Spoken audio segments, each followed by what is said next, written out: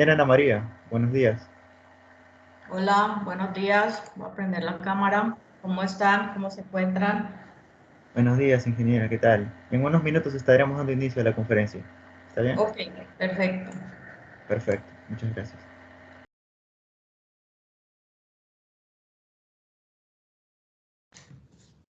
Bueno, entonces quedo atenta para iniciar la charla o no sé si ya puedo iniciar. Sí, buenos días, doctora. Vamos a hacer la presentación antes, unos 5 Perfecto. minutos, por favor. Bueno, comenzamos. Buenos días a todo el público presente. Mi nombre es Joaquín Cabrel y soy director del área de investigación. Es un placer ser el moderador en esta ponencia, que estoy seguro que va a ser de mucho provecho para todos y en el cual van a poder adquirir nueva información y conocimientos. Estamos ya en el último día del Congreso Internacional de Ingeniería Geotécnica GUPC 2022 y estamos muy felices del apoyo recibido y de poder compartir el conocimiento a través de estas conferencias magistrales.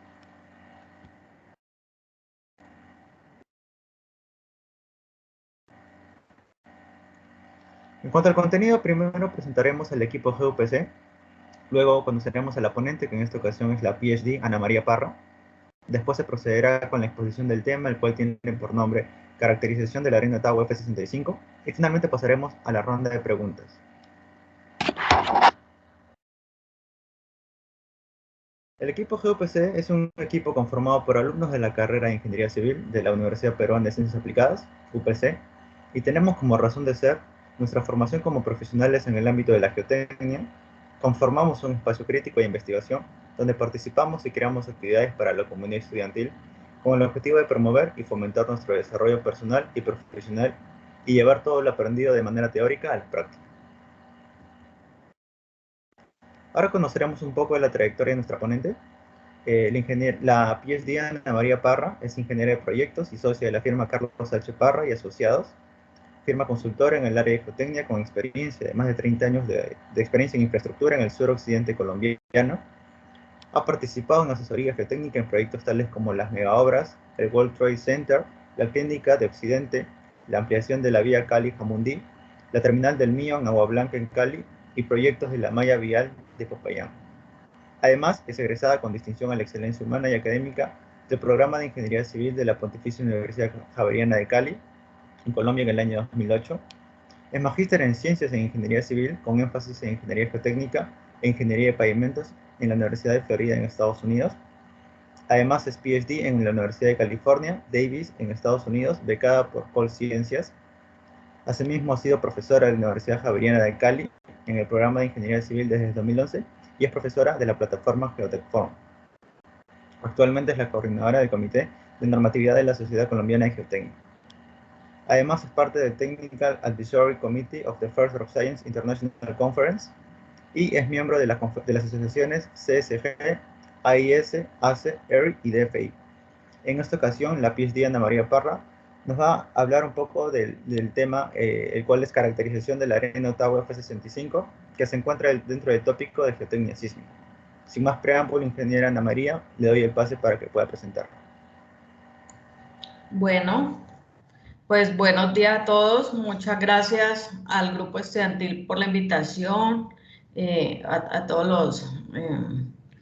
los estudiantes que han participado en la organización del Congreso, a Brian Román también por contactarme. Pues para mí es un honor presentar mi tesis doctoral con ustedes, compartir pues el proceso y los resultados. ¿Ustedes van a compartir la presentación o la comparto yo? Usted, si fuera tan amable, ingeniera Ana María. Perfecto. Listo. Entonces voy a Perfecto, compartir muchas mi gracias. pantalla por si hay que mirar algo acá. Y permítanme un segundo. ¿Ya están viendo mi pantalla todos, por favor? Sí, se ve perfecto, ingeniero. Bueno, el título de mi presentación y pues de mi tesis doctoral es la caracterización de la arena de Ottawa F65. F65 es una gradación comercial, pues como ya les comentó el compañero, yo soy ingeniera de proyectos en la firma Carlos H. Parra y Asociados, es una empresa familiar trabajo con mi papá, tenemos más de 30 años de experiencia en proyectos, sobre todo en el suroccidente colombiano. Y he sido docente de la Pontificia Universidad Javeriana de Cali, tanto en pregrado como en la maestría. Y también soy docente de Geotech Forum, soy docente invitada de otra plataforma que se llama Fundestensus. También generalmente en posgrado he enseñado más que todo diseño de cimentaciones a nivel de maestría para ingenieros estructurales. Y próximamente pues parece que estaré enseñando para otras universidades de manera virtual, entonces pues les sugiero que sigan mi LinkedIn, sigan mis redes, que ahí estaré publicando si alguno pues quiere tomar algún curso en el que yo pues esté dictando clase.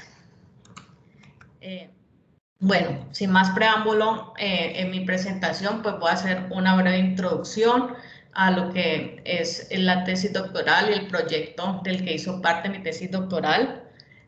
Voy a mencionar sobre las propiedades índice de la arena, explicar por qué su nombre, por qué fue elegida esta arena, etc. Tercero, voy a hablar sobre los ensayos de compresión unidimensional, que por sus siglas en inglés lo llamamos 1DC. Como cuarta medida voy a hablar del ensayo de corte simple o corte directo simple monotónico. En este caso pues fue a volumen constante, que es un ensayo que es equivalente a un ensayo no drenado. Como quinta medida voy a hablar de este ensayo, pues lo llamamos DSS por sus siglas en inglés. Voy a hablar como quinta medida del DSS, pero ya un ensayo cíclico no drenado. Luego voy a hablar sobre el DSS para unos ensayos cíclicos no drenados, pero que hicimos con varias etapas de reconsolidación y carga cíclica, es decir, un ensayo que nosotros llamamos con historia previa de formación. Y por último, voy a hablar sobre la calibración del modelo constitutivo PM4SAN que hicimos para el drenado Ottawa F65 y las conclusiones del trabajo doctoral. Bueno, la arena de Ottawa F65, pues en ese momento la escogimos porque era la nueva gradación comercial que se iba a usar en UC Davis para los ensayos de centrífuga y para el proyecto LEAP. Sí, ahora vemos pues de qué se trata el proyecto LEAP y también para el proyecto de licuación en suelos intermedios. ¿Por qué se escogió pues esta arena? Bueno, aquí tenemos una foto antes del microscopio electrónico de la arena. Podemos ver que esta arena es subredondeada, aquí está la escala, estas rayitas son 200 micras.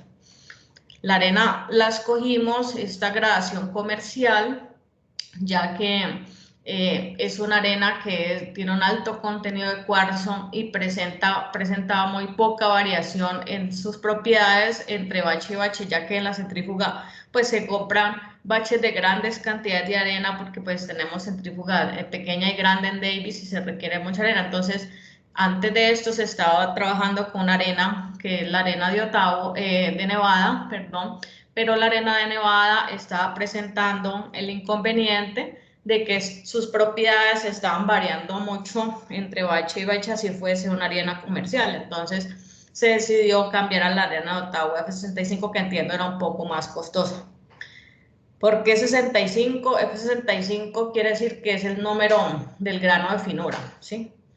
¿Qué quiere decir? Si yo tomo el tamaño promedio de todos los granos y lo aproximo al número de malla por pulgada del tamiz, porque pasarían esos granos, si todos fuesen del mismo tamaño, ese es el GFN, pues el grano de finura, ¿sí? Y eso es 65 micras para esta arena.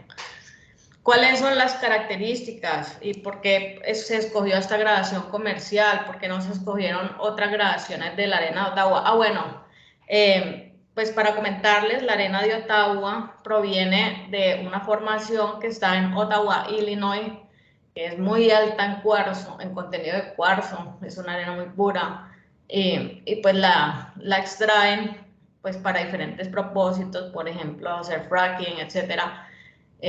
Y pues en este caso pues para hacer ensayos de laboratorio, para investigación. Entonces, ¿por qué esta gradación en particular y por qué esta arena en particular? Pues primero porque es uniforme prácticamente, sus granos son subredondeados, no nos interesaba que sus granos fueran angulares o angulosos, pues porque eso puede hacer que los granos se partan con mayor facilidad, puede hacer que haya concentración de esfuerzos en esos ángulos, etcétera. Tiene un muy bajo contenido de finos, que en este caso es menor al 1%. Esto también es muy importante porque esto nos va a afectar todo el comportamiento mecánico de la arena para la investigación. Entonces necesitamos una arena estándar que no tuviese finos. Cuando tenemos muchos finos, por ejemplo, más del 25%, pues los granitos de arena empiezan a flotar en esa matriz y esa matriz nos va a controlar el comportamiento mecánico del material, y ese no era el interés porque necesitamos un material totalmente granular, ¿sí? El contenido de cuarzo de esta arena muy alto, mayor del 99%. Esto es importante también, ya que a mayor contenido de cuarzo, pues mayor dureza de los granos, y nos importará eso para que no hubiera, digamos que otro tipo de arenas, como son las calcáreas, pues se pueden partir muy fácil los granos. Entonces, la idea era que no se partieran altos esfuerzos de manera tan fácil, que fueron, la mineralogía de la arena fuera muy resistente. También se usó la arena de Ottawa, pues porque la formación de donde la sacan es muy grande, entonces se tenía certeza de que iba a estar disponible comercialmente en los próximos años para todas las futuras investigaciones que se van a hacer en UC Davis. Y pues por último, y como ya lo había mencionado, porque la variación de sus características entre lotes era poca. Con relación a qué proyectos usaron los datos, vamos a minimizar esto aquí. Básicamente en esa época se usaron los datos en dos proyectos principalmente. Uno fue el de licuación de suelos intermedios, del cual mi tesis doctoral hizo parte, y el otro era el proyecto LIP. Ya vamos a hablar de cada uno de estos proyectos. El de licuación de suelos intermedios, pues básicamente es un proyecto que propusieron los profesores Ross Boulanger y Jason Dijon, y en el cual trabajamos varios estudiantes doctorados. Adam Price era uno de los estudiantes de doctorado, quien fue el líder del proyecto. Estaba la profesora Diane Moore, la doctora Kate Darby también. Entonces ya pues como que va a explicar cada una de las fases. Entonces, Adam y yo estamos encargados de los ensayos monotónicos, tanto en corte simple como los de compresión unidimensional. En el laboratorio yo estaba encargada de la arena limpia y el de las muestras de arena con fino, ¿sí? ¿Por qué se ha hecho este ensayo de compresión unidimensional? Acá se ve pues lo que se obtiene en los ensayos. Si tenemos, por ejemplo, una gráfica de logaritmo de la relación de vacíos con el esfuerzo promedio efectivo, uno puede tener la línea de estado crítico a partir del corte directo y la línea de compresión unidimensional, LSC, que se vuelve lineal porque eso está en doble escala logarítmica, y estos parámetros se requieren para calibrar un modelo constitutivo que se llama MITS1, que es el que está usando Diane para ella poder modelar cuando uno mete el piezocono en el terreno, ver cómo es el comportamiento de esfuerzo de formación, esto a fin de relacionar la resistencia por la punta del cono con el parámetro de estado y cómo varía eso a lo largo de diferentes esfuerzos promedios efectivos, ¿sí? Eso es porque digamos, el objeto final de este proyecto era relacionar la resistencia cíclica del suelo a 15 ciclos con la resistencia por la punta del cono normalizada a una atmósfera y por el parámetro de estado, ¿sí? O sea que esta partecita de las simulaciones es para obtener, esta es la gráfica, básicamente esta es una gráfica típica de licuación, pero en este caso era para suelos intermedios, y conocer cómo varían estas curvas de la resistencia de la licuación con el contenido de finos, con la plasticidad de los finos, con la relación de sobreconsolidación, entre otros factores. La parte de acá de la resistencia cíclica se obtuvo a partir de ensayos que Adam y yo hicimos de corte simple cíclico, ¿sí? Y toda esta información y estas curvas, el trabajo de Kate fue validarlas a través de hacer unos ensayos en centrífuga donde nosotros en Davis pues tenemos una centrífuga dinámica donde no solo gira para simular los esfuerzos que hay en el suelo por su propio peso, sino que también tiene una mesa vibratoria en la base y por tanto ella, dependiendo del sismo que le colocase, pues puede saber cuál es la resistencia a los 15 ciclos y tenemos un cono a miniatura, entonces ella medía la resistencia por la punta y podía validar para diferentes tipos de suelo, mezclas, etcétera, pues que esta curva estuviese bien, ¿sí? De este proyecto pues se hicieron varias publicaciones, lógicamente. Acá pues están algunas de ellas, pues este es el paper de journal, pues para los que lo quieran leer. El otro proyecto del que mi proyecto doctoral hizo parte fue el proyecto LEAP. Entonces, mi proyecto doctoral pues también tenía la función de otorgar datos para el proyecto LEAP y para otros proyectos, pero sobre todo para el proyecto LEAP. LEAP, por sus siglas en inglés, significa Liquefaction Experimental Analysis Project. El objetivo pues era evaluar cómo varios modelos constitutivos pueden efectuar el análisis de licuación utilizando resultados de ensayos de laboratorio y ensayos de centrífuga, ¿sí? Entonces la gente pues necesita resultados de ensayos de laboratorio como los míos para calibrar sus modelos o para pues validar sus parámetros que va a necesitar para interpretar sus ensayos de centrífuga. Este proyecto fue un proyecto que comenzó en el año 2013 y fue un proyecto internacional que se desarrolló entre bastantes investigadores del mundo, acá pues, de Estados Unidos, Reino Unido, Japón, China y Taiwán, incluso acá en Colombia, en la Universidad del Norte, pues han utilizado los datos. Básicamente este proyecto en Davis estaba liderado por el profesor Bruce Carter y por el profesor Trevor Carey, que en ese momento era estudiante doctoral, compañero mío. Trevor me ayudó a organizar toda la base de datos donde se compilaban todos mis ensayos de laboratorio. ¿Qué quería el proyecto LEAP? Sus objetivos en los Estados Unidos eran organizar los datos experimentales existentes que ya habían de otros proyectos y pues de todos los proyectos involucrados con el proyecto LEAP, realizar ensayos de laboratorio nuevos para complementar los existentes, que pues básicamente este era el objetivo de mi proyecto doctoral con la Arena de Ottawa, desarrollar un análisis de identificación sistemática pues de unos conjuntos de experimentos de centrífuga, pues ya esto era todo parte de la tesis de Trevor, implementar simulaciones numéricas y predicciones a partir de esos experimentos de centrífuga, preparar futuros ejercicios de predicción numérica en proyectos futuros y desarrollar al último un taller para planear las siguientes fases del proyecto. Los datos, pues, además del proyecto LEAP y del proyecto de licuación de suelos intermedios, pues se han utilizado en otros proyectos. Digamos, lo más reciente de lo que he oído es que Alfonso Serna, que es peruano, me pidió los datos porque él está evaluando los relaves, son los tailings, y él quería pues saber cómo sus relaves se comparan con diferentes arenas, entre ellos pues la arena Ottawa F65, entonces él hizo gradación, ¿sí? Entonces acá está, este es el porcentaje que pasa en peso por el tamaño de grano en milímetros en escala logarítmica. Acá están sus relaves, que son los negros y los azules, y mi arenita Ottawa y la roja.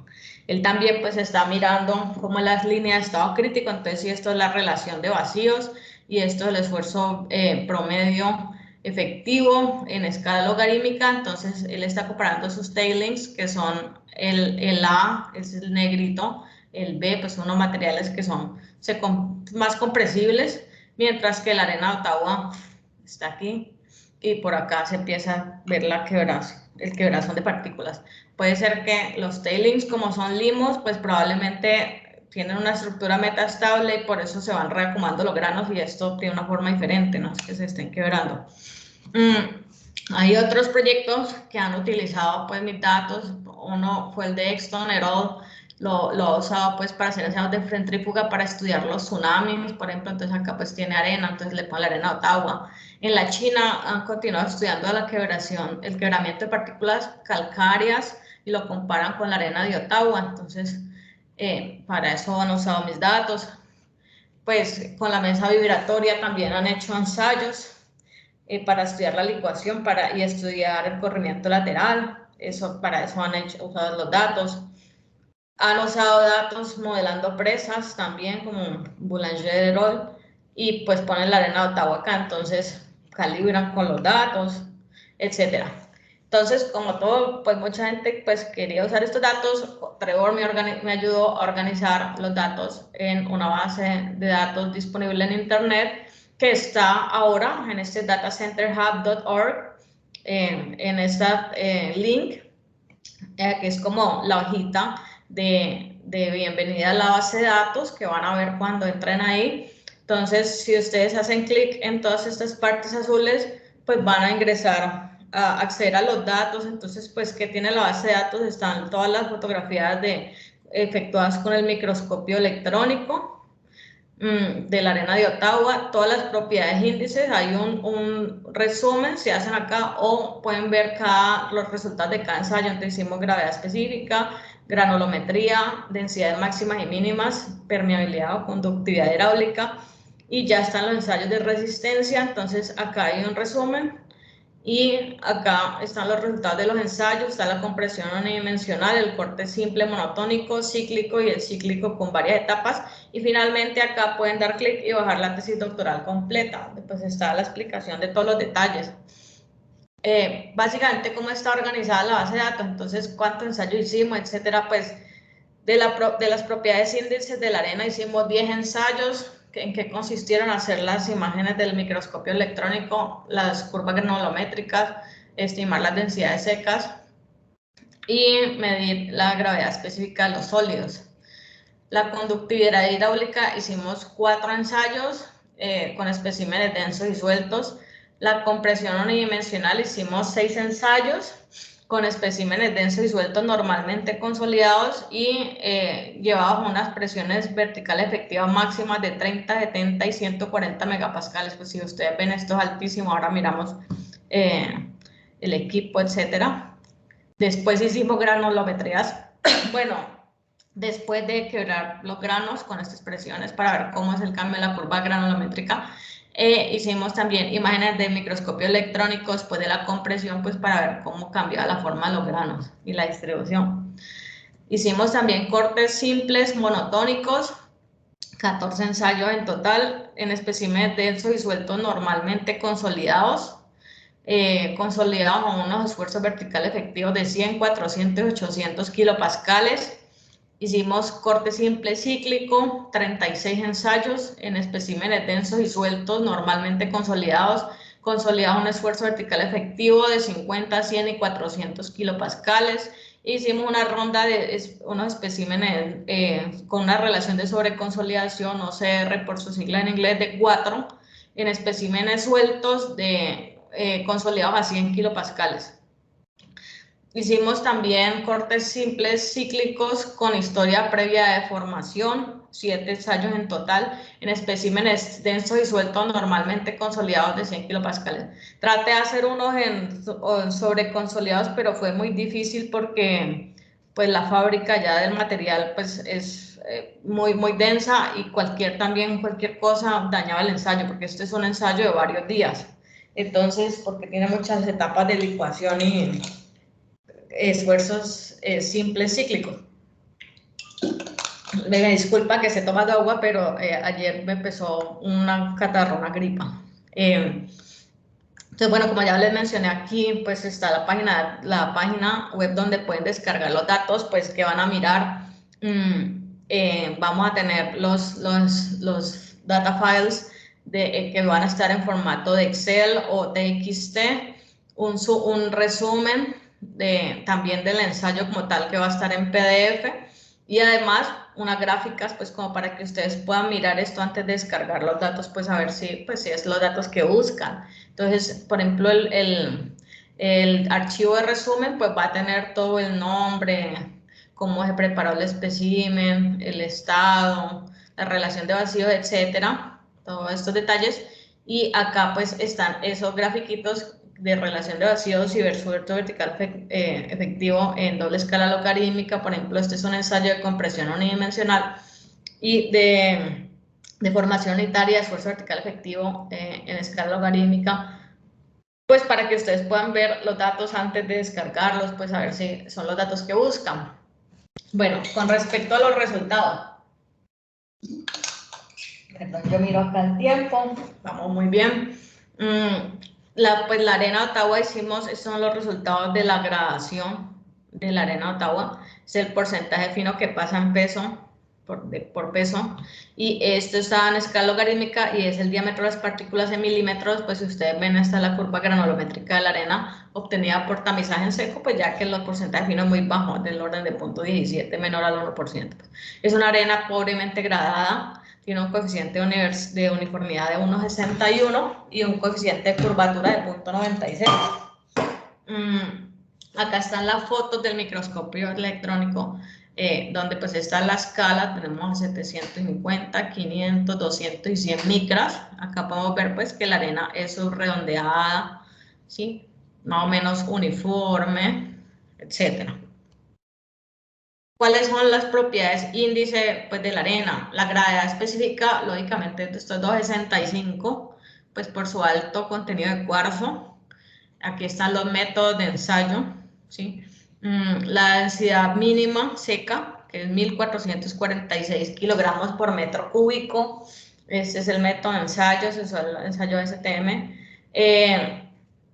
La relación de vacío máxima calculada a partir de la densidad seca y de la gravedad específica es 0.83. La densidad seca máxima entonces es 1759 kilómetros cúbicos. Se midió por varios, en este caso por varios métodos. El que dio mayor densidad máxima es el método japonés, GIS, ese es el estándar del Japón, A1224. Si alguien lo necesita, me pone un correo, yo lo tengo traducido al inglés, porque esto viene en japonés. Otro estudiante en esa época me hizo el favor de hacer la traducción. La relación de vacío mínimo es 0.51, la calculamos a partir de esta densidad máxima y la gravedad específica. La conductividad hidráulica es del orden de 0.016 a 0.0222 centímetros por segundo. Con respecto a los ensayos de compresión unidimensional, pues tenemos el equipo, parte del equipo fue desarrollado por mí en Davis. Entonces tenemos esa parte, pues fue el marco de carga, ¿sí? Es un marco de carga de preconsolidación. Acá está el sistema de adquisición de datos y acá está el molde donde está la arena. Este marco de carga pues de poca capacidad, es un marco que funciona con aire. Y la celda de carga pues de poca capacidad, porque aquí, mejor dicho, esta primera etapa de preconsolidación solo se hacía con el objetivo, si ustedes ven acá está la tapa y ese es el molde, de empujar el molde, acomodarlo antes de pasarlo a una máquina de compresión universal, que es la que usamos para ensayar los cilindros de concreto, porque esa sí tiene una capacidad de 100 kips, una capacidad muy alta. Entonces aquí nomás preconsolidamos para organizar que esta etapa me entrara pues digamos parejo y no se me fuera a dañar cuando lo pasara allá. Entonces esta celda de carga pues es de muy baja capacidad, de 500 libras, una celda típica. La segunda etapa de compresión, después de que la tapita se acomodase y todo, acá están los sensores de posición, dos sensores de posición, era colocar el equipo aquí al lado en la celda de carga de alta capacidad de la máquina universal de 100 kips. Entonces se coloca esto y esto empieza a empujar acá, pues yo voy viendo ahí.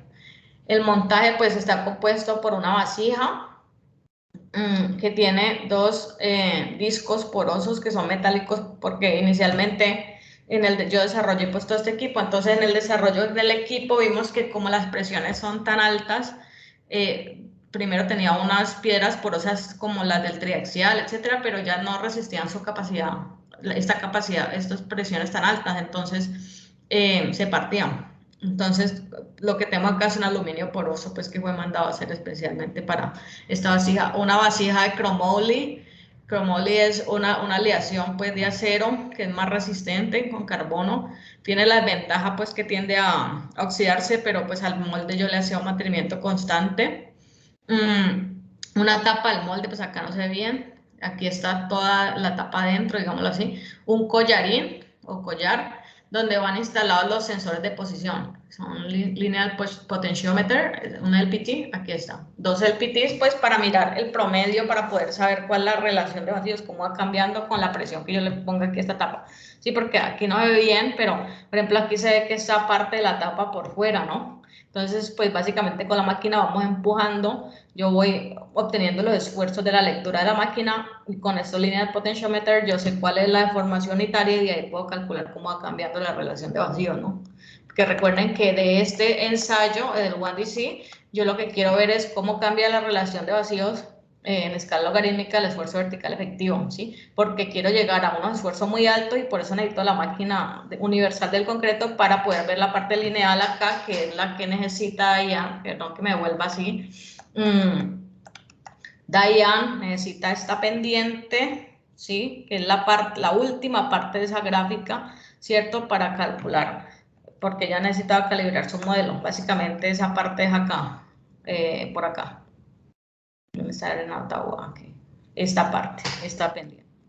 Entonces, pues este es el equipo. Como les comenté, pues hicimos varios ensayos a esfuerzos verticales máximos de 30, 70 y 140. ¿Por qué tan alto? Más o menos a los 15 megapascales, esa línea se convierte en una curva, ¿no? Y aparece la parte de máxima curvatura. Esa parte de máxima curvatura es donde los granitos se empiezan a quebrar.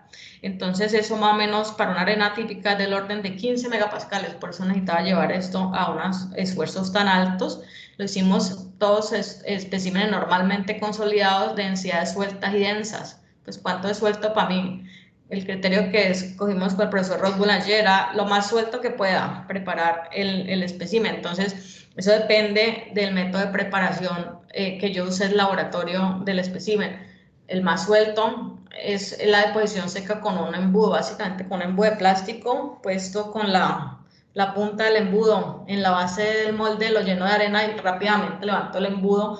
Los granitos caen muy, pues rápidamente, quedan medio puestico uno encima del otro, lo que les genera una estructura muy abierta, ¿sí?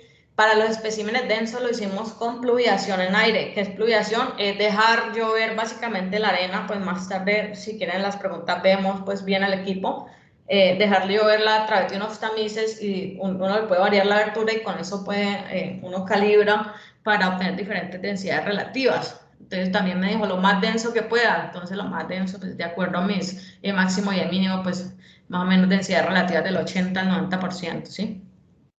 Estos son los resultados de los ensayos. Tenemos relación de vacíos, esfuerzos verticales efectivos en escala logarítmica, doble escala logarítmica, para poder que esto tenga una tendencia lineal al final y poder yo darle esta pendiente a Diane. Y pues también estimarle a ella cuánto es el punto de máxima curvatura. Entonces acá están los especímenes sueltos y los resultados de los especímenes densos.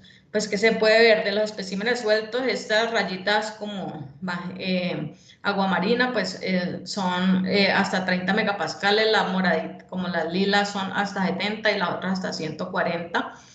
Y lo mismo pues para los especímenes densos, las grises son hasta 30, las negritas hasta 70 y las otras hasta 140. ¿Qué podemos ver de diferencia en las curvas? Esta parte plana acá, como los especímenes están densos, el quebramiento de las partículas es menos evidente, o sea, la curvatura es menos evidente y se demora más en suceder, mientras que aquí sucede más rápido. ¿Por qué? Porque cuando los granitos están como muy apretados allá adentro, tienen mayor cantidad de contacto los unos con los otros. Entonces, la distribución de esfuerzos pues es mejor, mientras que si yo tengo cosas abiertas, por ejemplo, así como mis dedos, un granito tocándose en otro, hay una concentración de esfuerzo en ese punto donde los granitos se tocan nomás, entonces aparece el quebramiento, se quiebran las asperezas, ya miramos más o menos cómo se estima que es ese proceso. Pero en todo caso, estas son las calibraciones de la profesora Dayamu. Ella pues necesitaba pues conocer esta pendiente, ¿no? Entonces la calibración que ella hizo con el modelo MIT S1 es lo rojo y esto son mis datos, lo azul. Y ella hizo pues como varias calibraciones que se ven acá para poder llegar a esa calibración, pues que la que ella usó y para poder sacar esta línea acá y meterle, pues calibrar ese parámetro. ¿Cómo equilibran los granos? Entonces los granos, Nakara et al.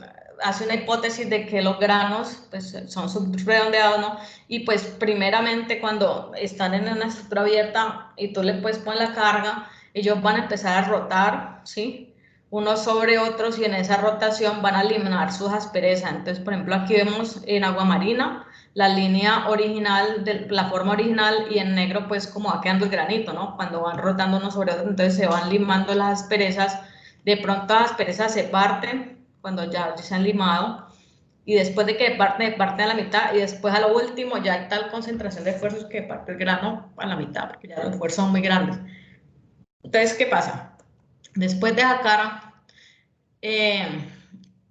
sacar está la arena original, y yo después de terminar el ensayo sacaba la arena y le hacía una gradación y le hacía unas fotos de microscopio electrónico para ver pues cómo cambia la forma, ¿no? Entonces vimos, esta es la arena original, estos son los especímenes densos y los sueltos. Los sueltos, como ya expliqué, pues van a sufrir de una mayor quebración. Mira, aquí es lo que explican acá, que al final pues la partícula se parte pues por la mitad y se sigue partiendo, ¿sí? ¿Cómo se cree que se parten fractales? Y los sueltos, si uno ve acá, por ejemplo, estos son diferentes tamaños, ¿no? Que vamos ampliando el zoom. Los sueltos, si uno ve acá, se presenta mucho mayor quebramiento, o sea, todavía hay partículas pues que nomás salen bajo asperezas, pero la mayoría ya están partidas. Si uno amplía esto, básicamente eso queda como un limo, queda muy angular, ¿sí? Que básicamente así pues son los tailings, ¿no? Por eso la diferencia entre el comportamiento de lo que está observando Alfonso y lo de mis resultados, ¿sí? Para 140, estos resultados eran para el esfuerzo vertical efectivo máximo de 70 megapascales. Para 140, pues ya la quebrazón, si estos son los granos orinales, y estos 750 micras, 200 y 100. Aquí está lo más denso, los especímenes densos y los sueltos, pues ya miren que la quebrazón pues es bastante evidente, sobre todo los especímenes, ya esto pues básicamente es un limo, mira aquí se ve, acá hay menor quebrazón de partículas, pues por lo que les expliqué de la concentración de esfuerzos que es mayor en los especímenes sueltos, pues porque los granitos tienen menores cantidades de contacto entre sí, entonces eso concentra todos los esfuerzos y hace que este proceso sea más trágico, se acelere, sí, básicamente esa es la explicación. Bueno, con respecto a los cortes simples monotónicos, ya como les comenté, se hicieron varios sets de ensayos a presión de consolidación de 100, 400, 800 kilopascales en especímenes normalmente consolidados, sueltos y densos, y acá está el número de ensayos. Sueltos, pues más o menos densidades relativas, logré uno muy suelto, que yo escribo que más o menos era el 15%, hasta el 47%, y densos de más del 50%, pues. Y los especímenes sueltos nuevamente se prepararon con disposición seca en embudo y los densos con pluviación en aire. El equipo de corte simple, pues que no es un equipo muy común en Latinoamérica, o sea, acá en Colombia entiendo que solo la Universidad Javeriana tiene el equipo, y entiendo que el Perú el tema similar. Es diferente al corte directo normal, porque el corte directo normal... el corte directo normal, lo que se llama en inglés shear box, básicamente es una caja que está dividida por un lado y pues tú le sometes un esfuerzo de confinamiento y acá un esfuerzo horizontal, pero tú haces que el suelo básicamente se parta por donde tú quieres, que es por acá por la mitad. El equipo de corte simple, aquí no se ve bien, ahora miramos pues todo este ensamblaje, pero básicamente es un conjunto de anillos para este equipo, anillos metálicos, y básicamente tú metes el espécimen a un esfuerzo de confinamiento y a un esfuerzo cortante, pero el espécimen va a fallar por donde él quiere, porque estos anillos se desplazan, ¿sí? Hay otra configuración de este corte simple que no son anillos, sino que hay otro tipo de equipo donde esto es una membrana como la del triaxial y son anillos pues como de alambre. Es diferente al que pues teníamos en Davis. ¿Cómo es el equipo? Entonces tiene una platina que se desplaza, ¿sí? Que es empujada por un actuador, ¿sí? Está por acá. Y tiene otro actuador, un pistón vertical, ¿sí? Que le va a proporcionar el esfuerzo de confinamiento, y por acá por la platina pues está el esfuerzo de corte. Esta platina para el ensayo motonotónico, pues el equipo empuja para un solo lado y para el cíclico empuja para un lado y para el otro, para un lado y para el otro, ¿sí? Así, en esta dirección. Se tiene un DCT, que es un sensor pues para mirar el desplazamiento, acá un LPT, que es un sensor de posición para mirar pues cuánto se deforma esto verticalmente, horizontalmente. Y acá está el ensamblaje, acá está el pistón se amarra aquí como a la tapita del ensamblaje y acá también en la base por medio de unos tornillos. Ya miramos cómo es el tema del montaje, aquí está. Aquí se ve armado, digamos que es una ampliación de la figura de la foto anterior. Tenemos una tapa inferior que reposa sobre una viga que está sobre la platina del equipo, se amarra con un tornillito, un pistón vertical con una tapa superior, acá se ven las piedras porosas y los drenajes, porque hay que saturar el espécimen. Esto se amarra pues con un tornillo acá y con un tornillo acá. Acá adentro viene la arena, hay una membrana como la del triaxial, aquí no se ve bien, pero ahora miramos unos O-rings, que son los empaques, básicamente para darle apoyo a esto y agarrar pues la membrana. Unos anillos, que está acá, ¿sí? Y acá adentro pues está la arena. Esos anillos se aseguran por medio de 3 tornillos también. ¿Cómo se arma pues todo esto, todo este ensamblaje? Se coloca la tapa pues sobre una viga de apoyo con el mismo tornillo pues como va a ir en el equipo y se coloca aquí la membrana, se colocan los anillos, se coloca el ensamblaje, pues previamente yo he ensamblado y engrasado esto con aceite de silicona. Se coloca acá esto para poder asegurar con los tornillos y ya se pone todo esto con la membrana. Se pone acá una herramienta, que es esta herramienta, que tiene un huequito que la usamos para poder doblar esa membrana así. Le hacemos un huequito y sacar el aire para que esto me quede bien pegado. Sí, porque aquí adentro yo voy a echar la arena hasta esta raya. Aquí se ve la piedra porosa. Echo la arena, pues la arena la deposito pues con pluviación, este es el pluviator para llover la arena a partir, aquí se le gradúa la abertura, porque depende de la abertura pues es la densidad del espécimen que yo voy a lograr, entonces lluevo la arena y me cae acá, pues lógicamente se me derrama, entonces con este aparatico que nos inventamos allá pues aspiro para poder que la arena me quede máximo a este nivel, porque tengo que ponerle la otra tapa encima, estoy poniendo la otra tapa encima. Y ya cuando tengo esto organizado, lo paso a la mesa del ensayo y lo amarro pues al equipo acá con unos tornillos, ¿sí? Ya bajo el pistón, lo amarro y lo acomodo para iniciar el ensayo. Los resultados del ensayo monotónico. Entonces tenemos, estos son resultados de los especímenes sueltos, los verdes y el azul, y el rojo es denso. Entonces esto es el esfuerzo cortante normalizado con el esfuerzo vertical efectivo normalizado. En esta gráfica de acá, observé un espécimen muy suelto que básicamente me llegó a estado crítico, ¿sí? Un espécimen suelto que tuvo un poquito de dilatancia, pero no mucha, y uno denso, pues que se dilató. Esto es a un esfuerzo de confinamiento de 100 kilopascales. Estos son ensayos que son a volumen constante, es decir, equivalente a un ensayo no drenado. Este es el esfuerzo cortante, o sea, el mismo acá normalizado versus la deformación a la cizalla o al corte, ¿sí? Entonces, este es el espécimen suelto. Como llega a estado crítico, no sufre, pues, relativamente, ¿no? Porque esto no es perfecto, como en la teoría, pues, no sufre mayor cambio de esfuerzo efectivo, en teoría no debería sufrir, pues, si está en estado crítico realmente. El otro suelto llega acá a un casi estado crítico y se dilata un poco. Lo que pasa es que acá, pues, también ya tengo mucha deformación localizada dentro del espécimen. Entonces, unas partes del espécimen van a estar en estado crítico y otras de pronto no. Y acá, este es el espécimen que es muy denso, pues es muy dilatante.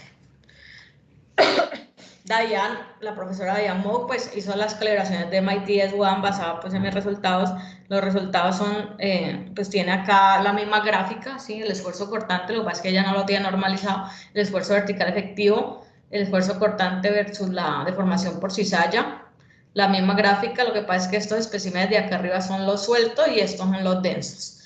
Aquí están presentados todos los resultados de todos los confinamientos, no solo el que acabamos de ver, que es el de 100, pues que es el más lindo porque pues es del espécimen que quedó más suelto y llegó casi al estado crítico, y los de 400 y 800 kilopascales. Entonces, para los especímenes sueltos, entonces está 100, 400, 800 kilopascales, ¿cierto? Y acá está, entonces ella hizo varias calibraciones que corresponden pues a estas rayitas, ¿no? Una mejores que otra, de pronto este espécimen, no sé qué pasó aquí, no quedó tan bien la calibración. pero con lo otros quedó muy bien, con los densos pues quedó espectacular. Miren los ensayos versus la calibración, y pues aquí de pronto el modelo no puede reproducir esto también, pero bueno, hay temas experimentales, etcétera, pues por lo que sea, no es perfecto. Perdón, a través de corte directo simple, pues estimamos más o menos cuál es la posición de la línea del estado crítico, pues a partir de ecuaciones y mirando los resultados. Entonces, eso es densidad relativa versus el esfuerzo vertical efectivo promedio normalizado por la presión atmosférica en escala logarítmica. Tenemos los resultados de mis ensayos de compresión unidimensional, espécimen denso, espécimen suelto, ¿cierto? Y unas ecuaciones que son las de Bolton, que son esta y esta, calibrados con los parámetros Q de 10, pero una con R igual a 1 y R igual a 1,5. Generalmente, pues las arenas de cuarzo, más o menos el R es 1,5 y esto Q es 10, ¿sí? Y estos son los ensayos, ¿sí? Estos son los ensayos a las deformaciones casi del 20%, pues que es más o menos por allá en el estado crítico. Y este es el ensayo que llegó al estado crítico, y estos son los que casi llegaron. Entonces la calibración que escogimos para esa ecuación es estos parámetros, Q igual a 10 y R igual a 1,5, que es más o menos acá, esta línea, ¿sí? De acuerdo a los ensayos. Para el corte directo simple cíclico, pues se hicieron varios ensayos en especímenes sueltos y densos, confinamiento de 50, 100 y 400 kilopascales, relaciones de sobreconsolidación de 1, y se hizo un set de especímenes sueltos especial con relaciones de sobreconsolidación de 4 y consolidados a 100 kilopascales, ¿sí? Las densidades pues, relativas promedio de estos especímenes, más o menos los sueltos están entre el 35 y 45%, y los densos entre el 72 y 84%. Los sueltos nuevamente se prepararon con el mismo método de preparación, que es la deposición seca con embudo, y lo otro se hizo la pluviación en aire. ¿Qué se obtiene? Pues que estamos buscando las curvas de la resistencia cíclica versus el número de ciclos de carga que requieren para una deformación por zigzag pico del 3%, ¿sí? Entonces, acá están los resultados. Estos son los especímenes normalmente consolidados y estos son los especímenes pues sobreconsolidados. Los especímenes sobreconsolidados son muchísimo más resistentes. La resistencia a la carga cíclica se aumenta con la relación de sobreconsolidación. Sí, por eso es que los suelos sobreconsolidados pues, es más difícil que se licúen que lo normalmente consolidado. Pues, ¿por qué? Porque en su historia geológica han sufrido unos esfuerzos verticales efectivos mayores que de pronto los que están existiendo hoy en día. Pues, ¿por qué? Porque no sé, de pronto varió el nivel freático, o había una sobrecarga y se retiró, etcétera. Entonces, la manera en la que están organizados los granos de la arena tiene un entramado más estable, ¿sí? Porque ellos ya se han movido. Entonces es más difícil cuando tú los sometes a un esfuerzo al corte, pues hacerles así, separarlos. Entonces, por eso estos especímenes pues, son mucho más resistentes, y acá pues se ven los resultados de 50, 100 y 400 kilopascales, ¿sí? Para los especímenes densos, estos son los resultados de los especímenes densos, también resistencia cíclica del suelo, versus número de ciclos en escala logarítmica,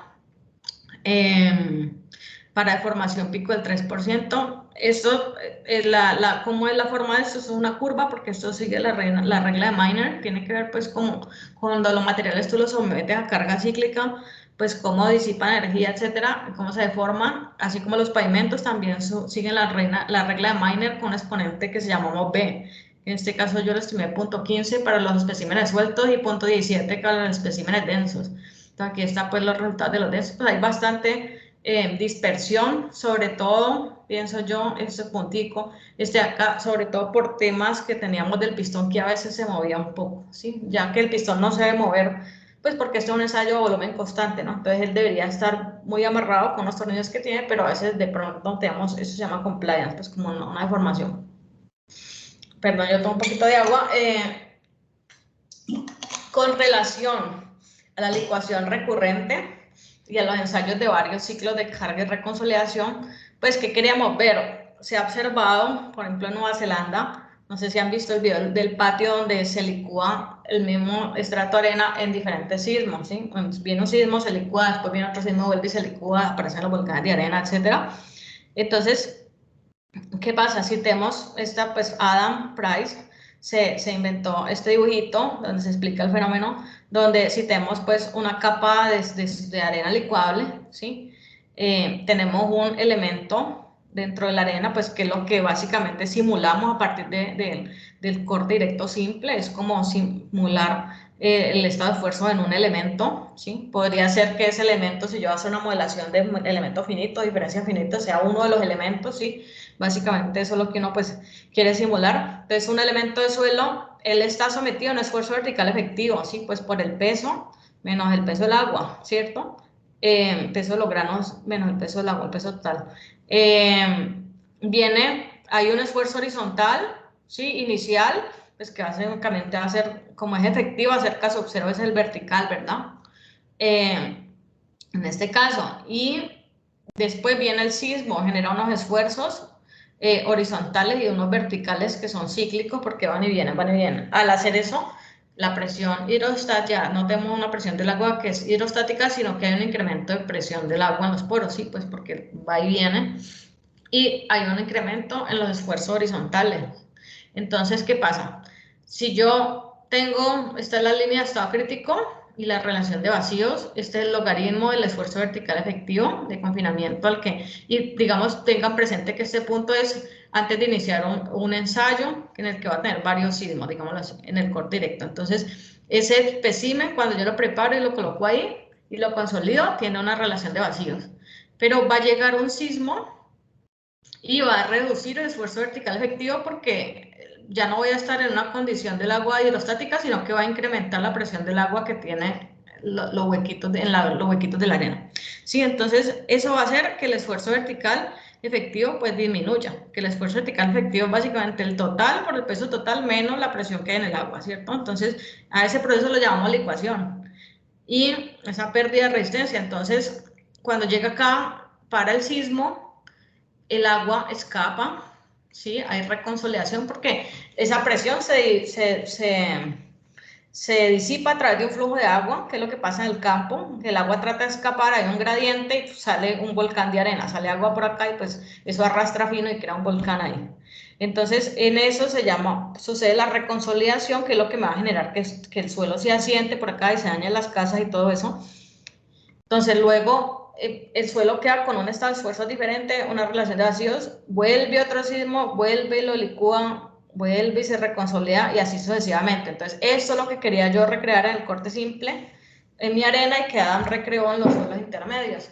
Entonces, para ver cómo varía la resistencia cíclica, pues con la resistencia en el sitio, ¿sí? Para cada una de estas etapas. Entonces, digamos, para la etapa 1, para la etapa 2, ¿qué vemos? Que en cada una de esas etapas la estructura de la arena por dentro, pues cómo están organizados los granos, que eso le llamamos fabric en inglés.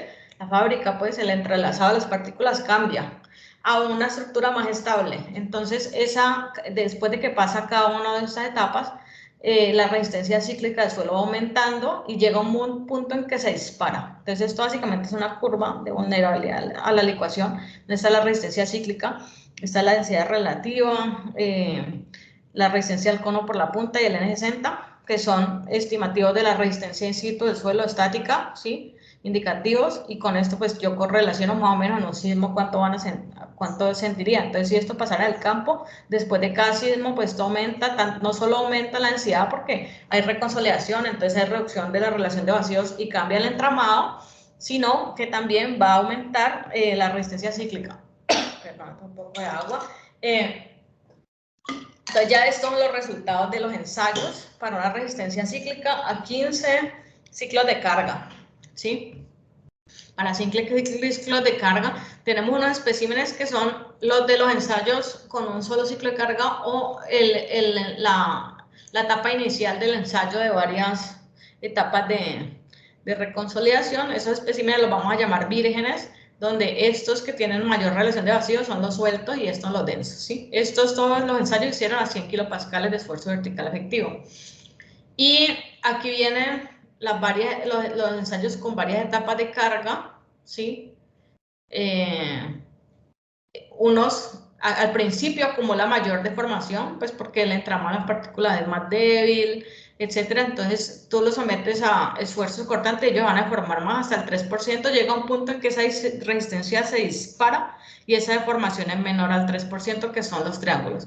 Y lo mismo pasa con los especímenes densos. Al principio, ¿qué pasa con estos? Empiezan a también a ganar muchísima mayor resistencia y se deforman mucho menos, pero lo hacen en 2 ciclos, mientras que aquí toman muchos ciclos para poder que se dispare esa resistencia.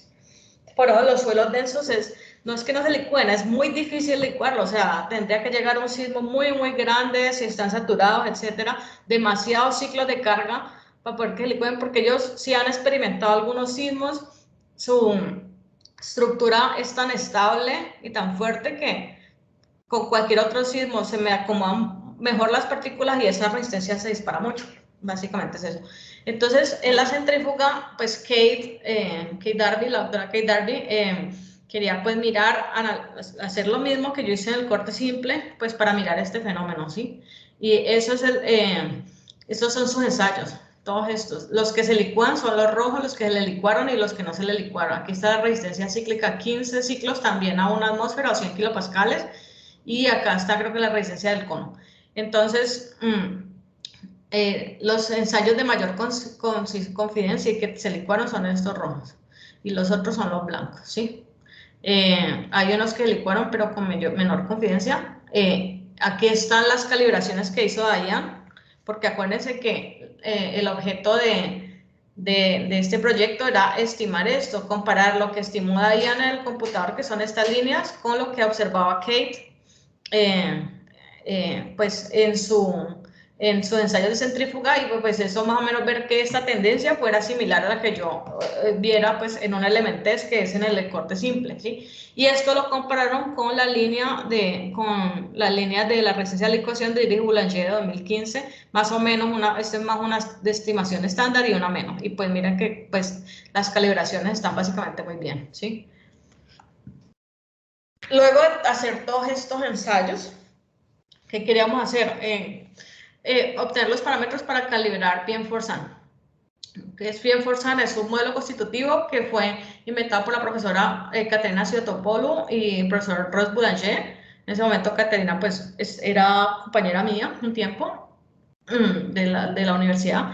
Y pues el modelo que ella desarrolló sigue el marco teórico de un modelo de plasticidad que es compatible con una relación de esfuerzo controlada y la teoría de estado crítico y la superficie de componimiento, como lo que presenta pues el profesor Dafalias y Mansali.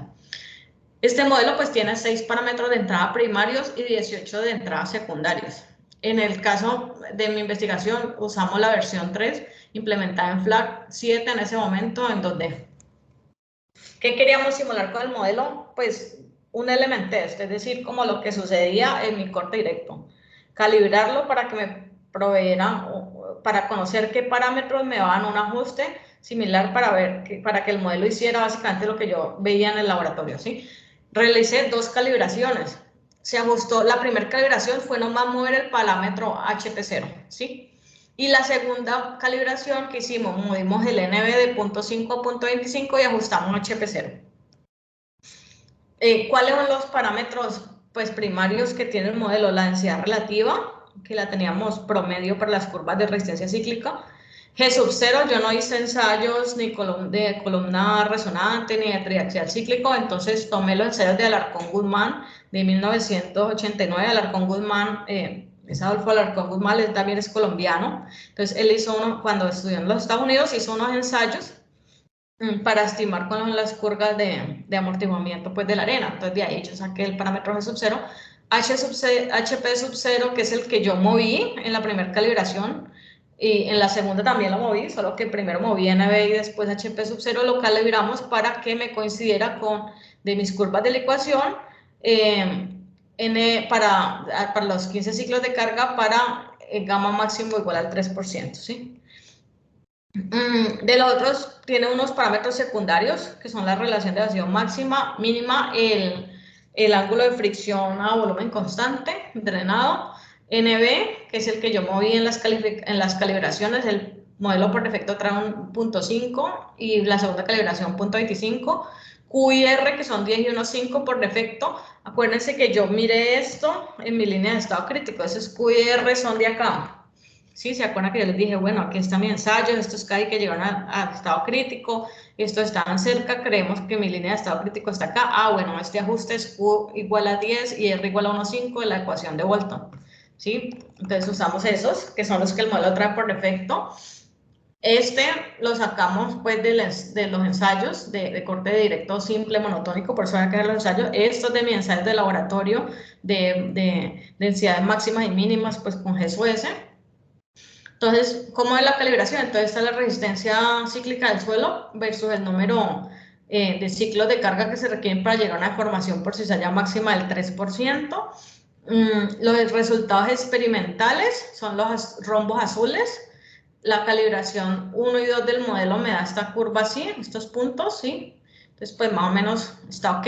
La calibración 2 se logró con un NB de 0.5 porque mis curvas son como muy acostadas y deberían ser de pronto un poquito más paradas, entonces hay que mover el modelo para que haga lo que yo estaba viendo en el laboratorio.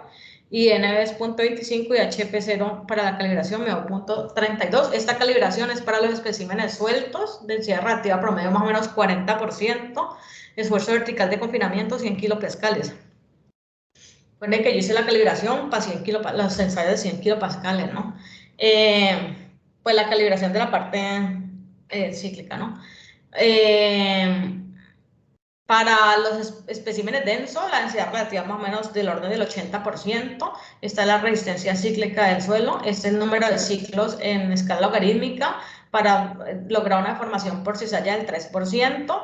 Los ensayos, los experimentos son los azules y esta línea de regresión, y esto es lo que me dio con la calibración. El modelo está más parado que mis curvas, o sea que mis curvas de pronto están muy acostadas, ¿sí? Entonces algo pasó. Entonces, después de que yo me gradué, 2 años después, escribimos este paper, Caterina escribió este paper, pues yo le colaboré y entonces ella me dijo, calibre usted el modelo, yo lo calibro, pues lógicamente ella es un modelo, pues, lógicamente la calibración de ella pues iba a ser más bella, entonces mis ensayos de laboratorio son los rojos, ella me dijo, yo hice otros ensayos, porque es que tus ensayos están como raros, ¿no? Están muy acostados, este ensayo es mío, estos son los del estudiante de ella que los hizo Morales con ella. Si ustedes ven, este puntico está como feo, entonces por eso es que la calibración a mí, para poder coger todo este rango, pues esto me quedó muy parado, ¿sí? Entonces yo dije, bueno, entonces este ensayo está raro, lo voy a ir a revisar. Ah, bueno, perdón, esta es la resistencia cíclica normalizada y este es el número de ciclos para lograr una deformación por cizalla del 3%. Esto es consolidado a 100 kilopascales, ¿sí? Entonces dije, bueno, este punto está raro, pues por eso las calibraciones de ella pues son mucho mejores porque tiene unos datos mejores, pues de pronto algo pasó. Entonces yo fui y revisé, pues lógicamente todo estaba muy revisado, pero ¿qué pasó? Estos son los sensores durante el ensayo en la etapa de corte. Esto es lo que me muestra el equipo, ¿sí? Como el equipo es a volumen constante, quiere decir que yo este pistón lo amarro aquí con unas tuercas, con unas llaves como de carro, ¿cierto? Para que este pistón no se mueva, para que esto suceda a volumen constante, que es análogo en el corte simple a un ensayo no drenado, ¿sí? Pero parece que de pronto ese tornillo, pues nosotros tuvimos algunos problemas de compliance, o sea que ese tornillo se movió, porque esta es el desplazamiento que mide el sensor y este es el esfuerzo. Entonces al principio, pum, se movió. Al moverse, pues el ensayo no es muy confiable, entonces les recomiendo no usar este ensayo, ¿sí? Creo que el ensayo número 12, sí, es el ensayo número 62, aquí está. No usar este ensayo es lo que les recomiendo, pues porque este ensayo está raro. Ya con los ensayos de Morales, pues se valían que estos ensayos están bien. Y pues esa es la calibración que deben usar con los parámetros que están especificados en el paper de Caterina.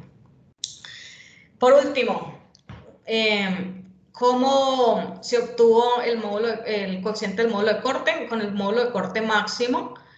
Alarcón Guzmán me dio esto en especímenes de arena también que los pluvió en aire, ¿sí? Arena de Ottawa, otras gradaciones comerciales que eran más antiguas, que es la 2030, la 5070. Pero pues como yo no tenía resultados de columna resonante, porque no teníamos equipo de columna resonante, ni teníamos armado el triaxial en ese momento, entonces pues yo me refería a la literatura. Él lo hizo por esfuerzos promedios de 100 kilopascales, y Carraro también hizo ensayos con especímenes depositados por Slurry. De esto, ¿qué podemos decir?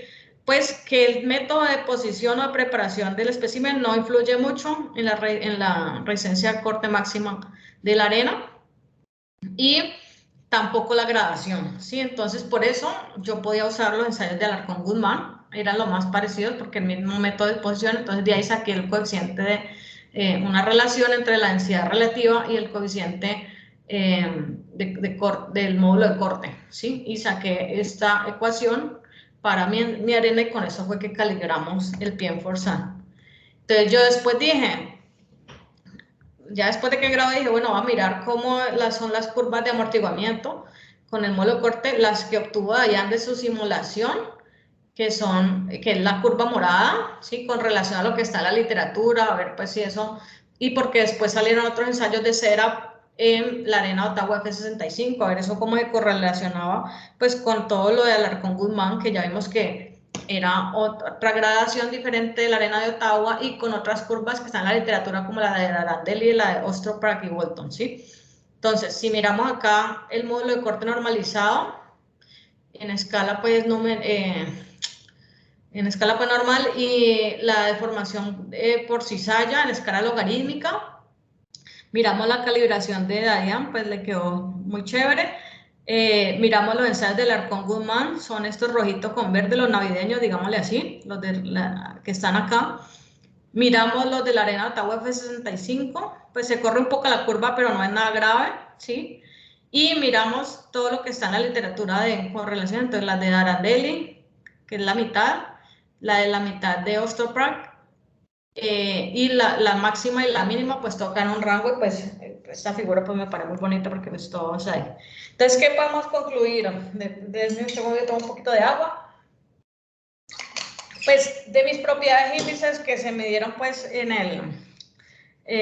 como parte del proyecto son consistentes con las que han sido obtenidos por otros en la gradación de la arena de Ottawa F65 y en otras gradaciones similares de la arena de Ottawa. El quebramiento con respecto a los ensayos de compresión unidimensional, que el quebramiento de partículas fue mayor en los especímenes sueltos, pues ya expliqué que en ese caso los esfuerzos de contacto entre los granos, hay menos cantidad de contactos, entonces son mucho más grandes. Esto pues hace que haya mayor quebramiento. Del corte simple monotónico, pues observamos las tendencias de dilatancia que lógicamente se incrementan con la densidad relativa y con la reducción del esfuerzo de confinamiento, del esfuerzo de consolidación efectivo. Con relación a los cortes cíclicos, que podemos decir que pues la resistencia cíclica aumenta con la densidad relativa, con la relación de confinamiento y se disminuye al aumentar los esfuerzos de consolidación, ¿sí? Porque el suelo se vuelve más contractivo, es bajo carga no drenada. Para el corte simple cíclico con estrella previa de formación, pues ya vimos que el proceso de licuación recurrente y reconsolidación hace que los especímenes se densifiquen, que su fábrica evolucione a un entramado mucho más estable de las partículas y eso finalmente lo que hace es incrementar la resistencia cíclica de los especímenes, ¿sí? De pronto en campo eso no puede que no suceda tan rápido porque al reconsolidarse de pronto las partículas queden más sueltas, haya mayor cantidad, es menos controlado que lo que podemos ver en el corte simple, por ejemplo, ¿sí? Porque hay flujo del agua, etcétera. Entonces, de pronto en algunas partes ese desarrollo del entramado no va a ser pues como tan rápido, ¿sí? Entonces, vamos a ver siempre que hay licuación recurrente en algunos sitios, ¿sí? Con respecto a las calibraciones de pie forzado, la calibración mía número 2 pues es mejor, pero la mejor es la de Caterina. ¿Por qué? Porque hay un ensayo que no es de mucho confiar y es el ensayo 62, por favor no lo usen. Y quiero agradecer pues a todo el equipo que participó, a mis profesores, el profesor Ross Boulanger, Jason DeJong, Bruce Carter, a mis compañeros, a Adam Price y profesor Trevor Carey, muy querido, sobre todo Trevor pues me ayudó muchísimo, Adam también, la doctora Kate Darby, a todo el equipo de laboratorio que son Bill y Darrett, que ellos me ayudaron en todo el desarrollo del molde, del marco adicional, del control de los equipos, cuando tenía inconvenientes porque a veces en el marco de carga de altas presiones se me trababa la tapa, entonces bueno, y eso era una lucha sacar eso de ahí porque con esas presiones, cuando se me dañaba el molde todo, ellos me colaboraban muchísimo. a todos mis compañeros de UC Davis, muchos son grandes profesores como el profesor Mohammad Khosravi, profesor Mike Gómez, etcétera, y a Conciencias, a NSF por financiar el proyecto y a Conciencias por en particular financiar toda mi tesis doctoral y toda mi estadía doctoral. Y pues con esto tomo las preguntas que hayan. No sé si hay preguntas. Hermano, yo me paso acá para poder verlos. ¿Listo?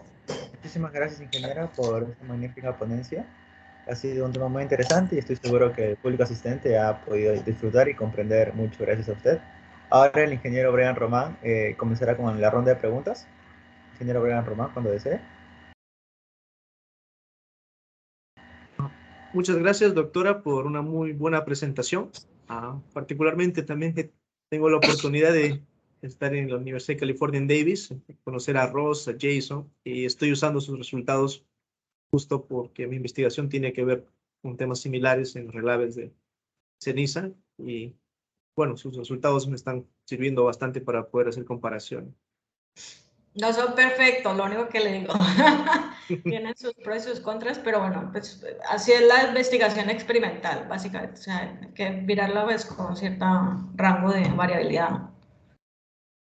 Sí. Bueno, tenemos algunas consultas de parte de la audiencia. Una consulta es, ¿por qué se decidió utilizar esos métodos de preparación de muestra y no el moist stamping, por ejemplo, que suele ser el más utilizado y da mayor rango de densidades? Bueno, hay varias partes de esa pregunta. Pues primero voy a hablar y de pronto ahora muestro unas diapositivas. Lo primero es porque el moist stamping genera una estructura que es más fuerte, ¿sí? A carga sísmica. ¿Por qué? Porque entre los granitos del agua, de la arena, perdón, queda un menisco de agua, ¿sí? Y ese menisco le da una resistencia adicional. Entonces hagan de cuenta que actúa como un pegante temporal. Cuando yo le voy a hacer el shearing, el esfuerzo de corte, ese menisco puede generar unas fuerzas importantes. Entonces el espécimen va a ser mucho más fuerte. ¿Sí? Entonces nosotros queríamos el espécimen más débil, que es como se presenta en la naturaleza, por ejemplo, que es depositado por aire o por agua, pero no como stamping, sino que es como llovido o arrastrado, ¿sí? Por aire, por ejemplo, una duna. Si ustedes tienen suelos áridos en el Perú, entonces una duna, los granitos, el viento solo los pone así, uno encima del otro, entonces su resistencia al corte no va a ser muy débil de ese espécimen. Entonces es lo que tratamos de hacer con la pluviación en aire, ¿sí? ¿Qué otros suelos son licuables? Los que tienen baja resistencia, los que son depositados por el agua, ¿sí? A baja velocidad, entonces van a tener una estructura muy abierta, entonces eso es lo que quisimos replicar en el laboratorio, entonces por eso no usamos moist stamping. Voy a compartir acá. Yo tengo acá muchas diapositivas porque pues prevé preguntas y como hace rato ya hice la tesis, pero tengo unas al respecto, porque pues eso no me lo inventé yo, eso está investigado por varios investigadores. Aquí está.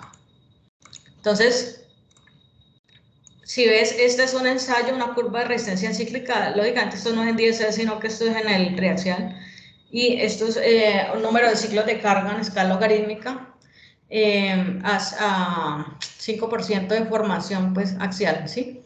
De amplitud doble.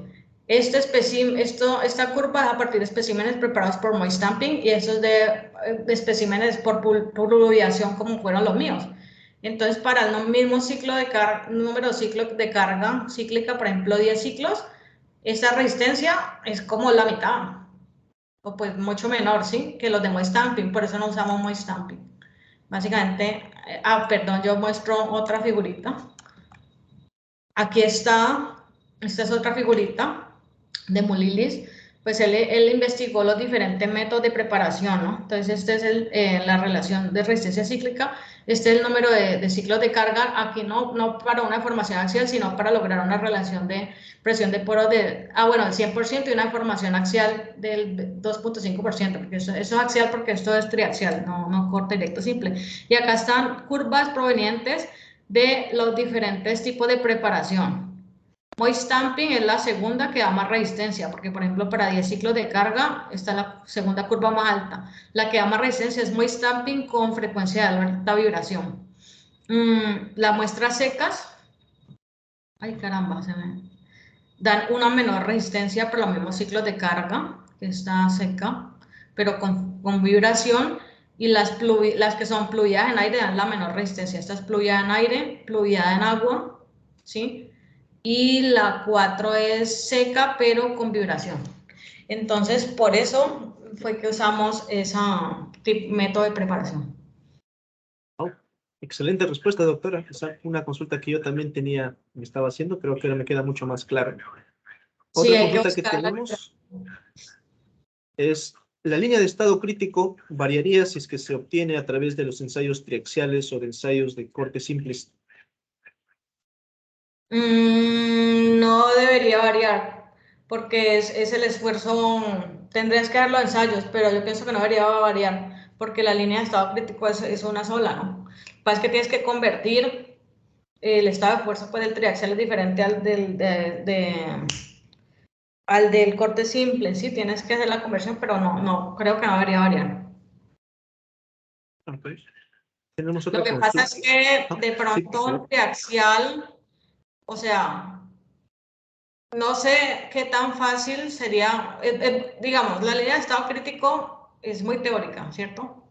Sí, es muy difícil lograrla en el laboratorio. Es decir, lo que yo logré, como decimos acá en Colombia, es un chiripazo con el que se fue casi al estado crítico, ¿sí? Porque la muestra tiene que estar supremamente suelta. No es fácil lograrla, verla. No es lo fácil lograr un ensayo que llegue a la línea de estado crítico. No sé qué tan fácil sea en el triaxial. Sí, en el corte simple es muy difícil. Yo creo que lo que me pasó ahí fue que la tapita, el molde quedó un poquito afuera y cuando yo la puse ahí, ella se acomodó, pero el espécimen quedó exageradamente suelto en comparación a todos los demás especímenes. ¿Sí? Digamos que fue un accidente afortunado, entonces yo por eso la pude ver. Pero pienso que no debería variar, habría que mirar la literatura, pues porque yo no me la sé todas, ¿sí?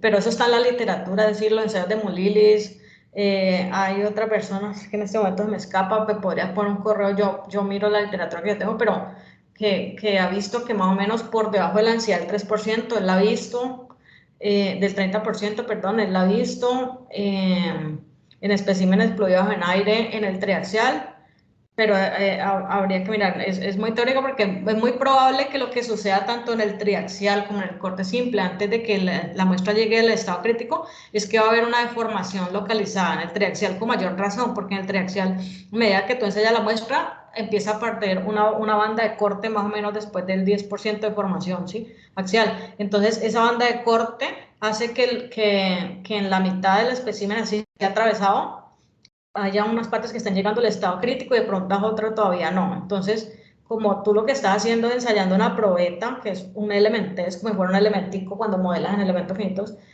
tú quieres tener un comportamiento uniforme, pero a partir de que tú deformas la muestra, ese comportamiento deja de ser uniforme, porque hay esas localizaciones. Lo mismo pasa en el DSS. A partir más o menos del 12% de formación por cizalla, hay localización.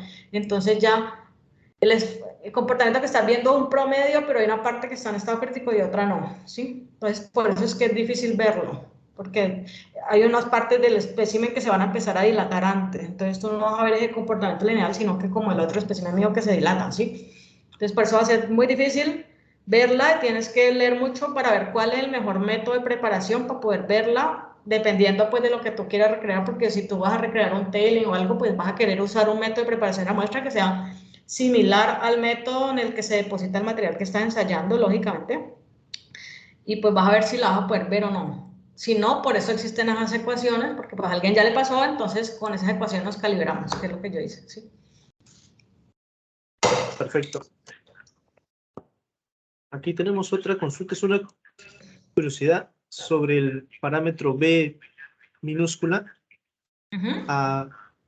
Se consultan, ¿podría detallar un poco más sobre el parámetro B minúscula optado para los ensayos? Bueno. ¿De qué manera se puede ser asociada? Bueno, ese parámetro, yo tengo aquí, permítame, yo miro acá como para explicarlo.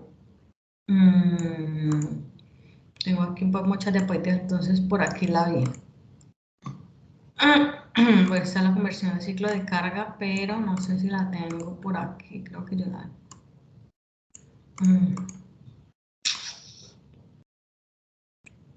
A ver si la puedo explicar por acá, si tengo cómo explicarla. Bueno, básicamente eso... a ver si tengo alguna ecuación. No. ¿Ves el exponente de esa curva? Eso es... ¿Dónde estaba la otra ecuación que me perdió? Aquí está la de los fractales. Básicamente, eso relaciona pues el número de ciclos de carga con la resistencia cíclica y el exponente B minúscula, ¿sí? En la literatura más o menos se dice que ese parámetro... es que ustedes sí están viendo mi pantalla o no. Todavía no. Perdón. Sí, ese parámetro B es el exponente, relaciona la resistencia cíclica con el número de ciclos de carga, ¿sí?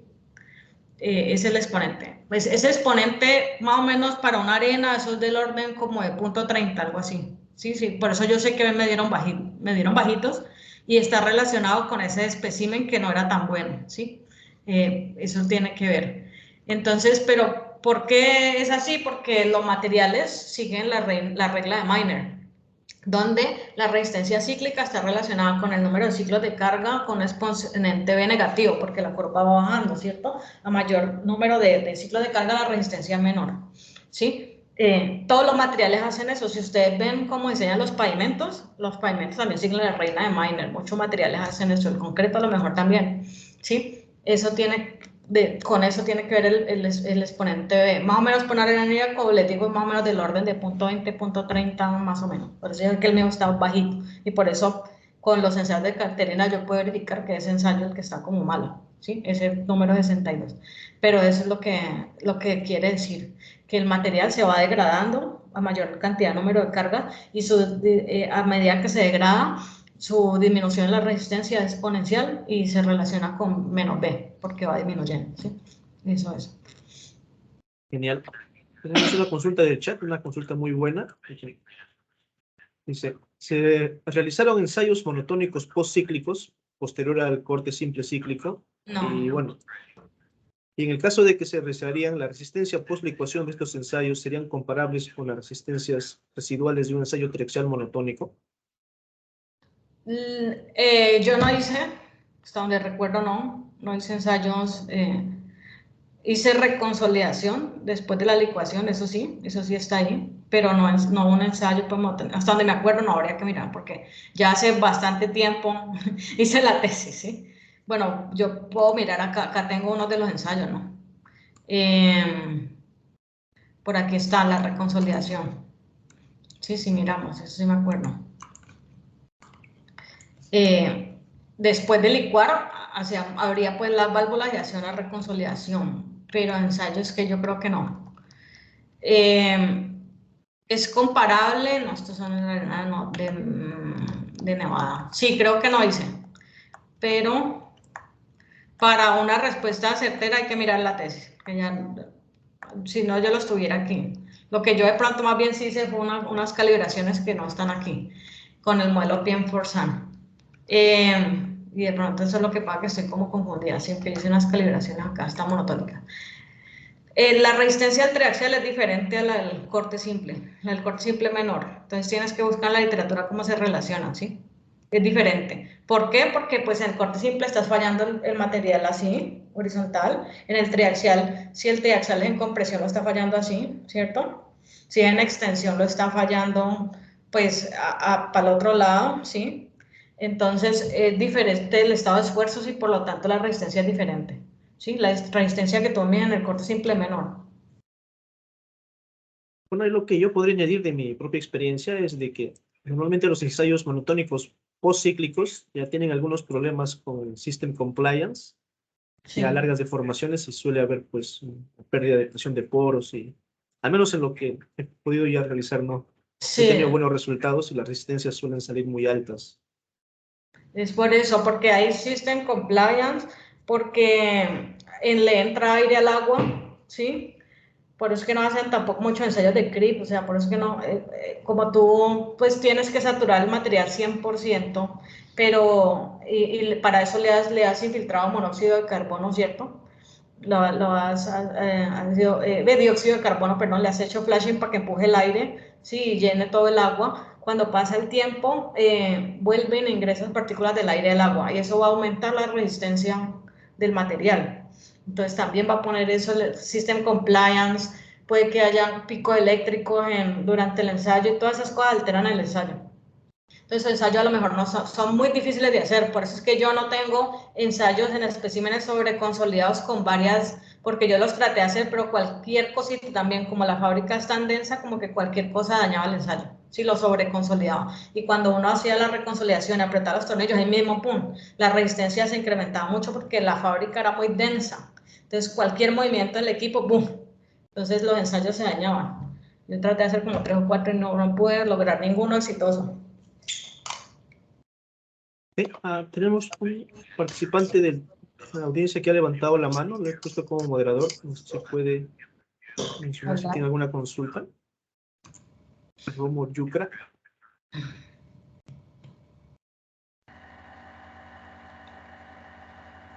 Sí, por mientras igual podemos continuar con algunas preguntas que tenemos. Ingeniera Ana María, ¿cuál fue uno de los retos más desafiantes al momento de realizar su tesis doctoral? Quizás el diseño, Pues, en los ensayos de laboratorio. ¿Cuál cree que ha sido? pues bueno, digamos que un conjunto de cosas, ¿no? Pues primero yo me fui financiada por el gobierno colombiano eh, con un préstamo beca en pesos. Eso pues es difícil porque yo tenía que tener cierto rendimiento académico mínimo, que no me cobraban todo el peso o el dólar que me eran clavados ese día, ¿sí? Habiendo dicho eso, entonces la presión para lograr, porque inicialmente yo no inicié ensayando arena de Ottawa, yo inicié ensayando mezclas de kaolinita con polvo de sílice, ¿sí? Y el polvo de sílice es un material bien complejo de manejar en el laboratorio porque pues tiene, por seguridad industrial, es un polvo que tú no puedes llegar a aspirar ni nada, o sea, no te puedes, debes contaminar, no lo debes tocar, eso por un lado. Segundo, vuela por todos lados, ¿sí? Tercero, le gusta hacer una estructura metastable, pues que eso también es tremendo, eso lo vimos en el corte, en la compresión unidimensional.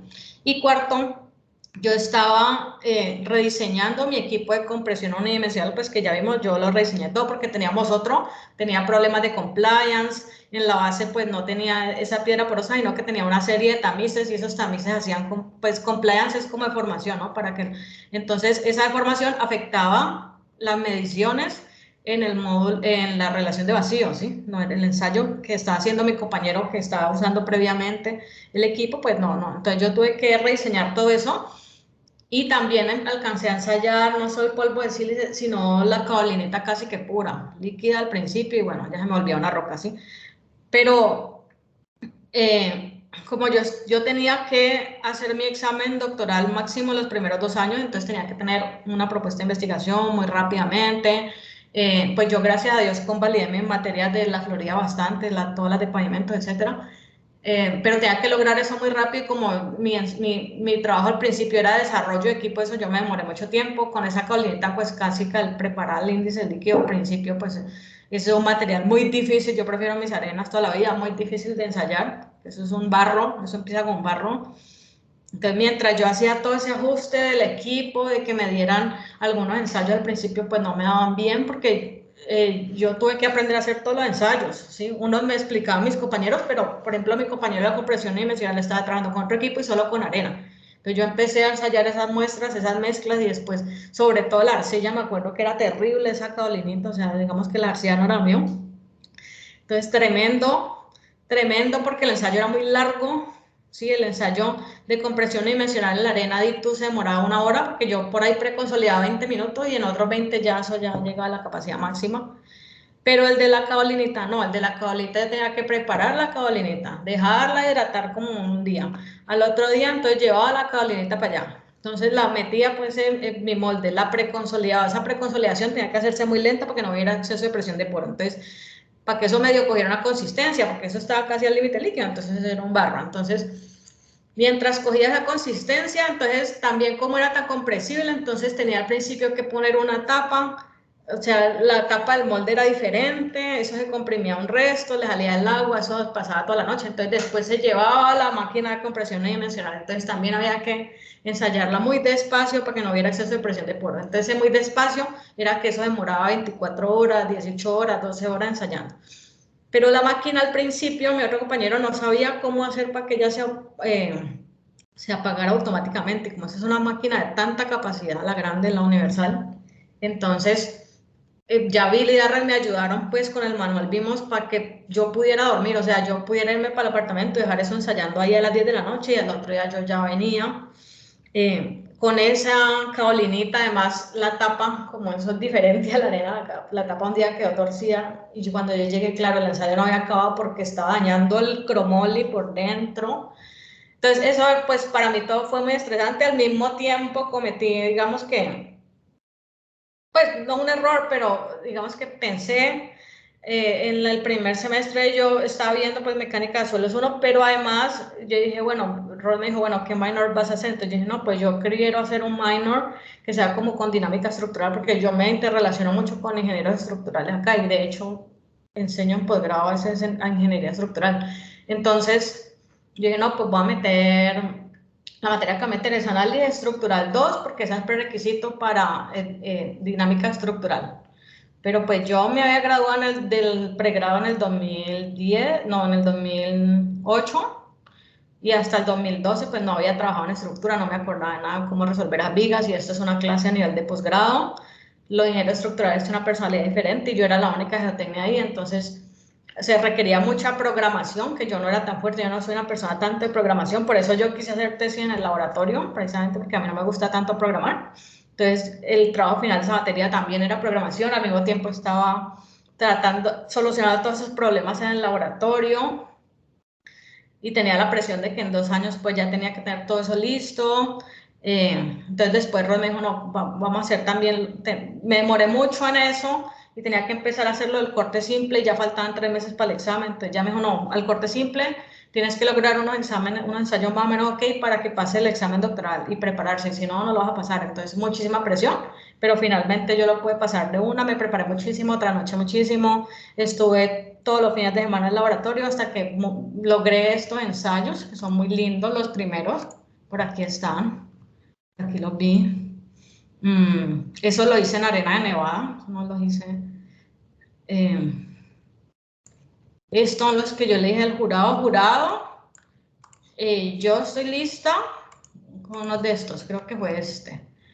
Estoy lista porque, mire, ya sé hacer los ensayos. Que me decían, como no había producido papers, no había hecho todavía nada, sino que era una promesa de que yo pasaba el examen y sí iba a poder continuar con mi investigación para producir mis papers y todo eso. Entonces ya estoy lista, ya sé correr el ensayo, ya tengo ensayos de compresión unidimensional, ya está todo preparado, ya los ensayos de compresión unidimensional están ok, ya el equipo está ok, ya puedo empezar a producir para... Entonces toda esa presión súper difícil. Y pues con el agravante que yo tenía que responderle a conciencia siempre. A mí, yo cada trimestre mandar mis notas, no me fue en esa materia de la parte estructural, pues saqué de más, pues que no lo más, eso en el doctorado todo el mundo espera que no saque en todo, entonces eso es difícil y hay mucha presión y pues uno el primer año se está readaptando, que yo ya había vivido en ese momento en los Estados Unidos, me había vuelto y me había vuelto a ir, pero igual pues eso hay mucha presión. Yo era pues la única colombiana en ese momento en el laboratorio, solo había un colega chileno, pero él estaba en otra parte. Pero bueno, todo eso es difícil, pero todo eso se supera. En ese momento tuve la peor roommate de mi vida, o sea, de todas las roommates que yo tuve una tremenda que no me dejaba dormir porque ella le daba por secarse el pelo a la 1 de la mañana, prenderla, y todas esas cosas son un conjunto de cosas pues que son complicadas de manejar, pero uno las aprende a manejar y las supera, todo se supera en la vida y se apoya mucho en muchas cosas y todo se logra, pero sí, fue muy difícil todo el desarrollo del molde y todo para que fuera pues chévere, que pudiera tener unos ensayos buenos y pues que me cambiaron de material, además porque la sílica volaba por todo lado, entonces ya estaba contaminando las muestras de los compañeros, entonces me mandaron a trabajar en la chimenea, bueno, eso, y no logramos, yo nunca logré pluviarla, ella, al pluviarla, ella hace como arqueo, pues, entonces las granos como que pegan y tapan ese pluviator, bueno, ese material es bien complejo de manejar seco, entonces yo nunca lo puedo manejar como bien seco. Adam sí lo mezcló y con agua, él tenía un procedimiento y lo mezclaba con la caolinita y lo pudo, pero seco muy complejo, por eso me cambiaron a la arena, vieron que la arena súper bien y yo me pasé a trabajar con la arena y me gusta la arena, Muchísimas pero tanto gracias, la caolina. ingeniera. por su respuesta tan sincera. La verdad, estoy seguro que ha podido servir de mucho al público asistente. Sí, porque es que la gente ve los éxitos, pero la gente no ve todo lo que hay detrás, y todos los Exacto, sacrificios y sí. todas las dificultades, y sobre todo, pues la gente que está modelando es muy difícil y todo, pero bueno, yo le hace un día no le digo al otro día, y así.